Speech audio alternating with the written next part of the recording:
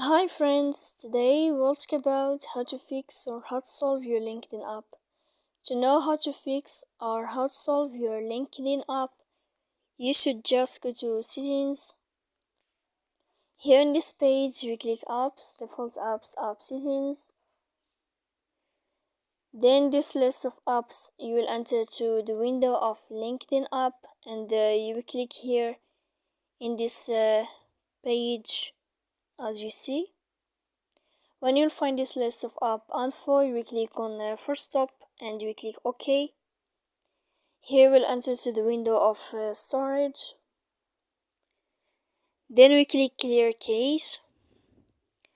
Don't click clear data because that can cause you errors on your app. And in the end, you can go to Play Store. You will search about LinkedIn jobs and business news and you can update your app.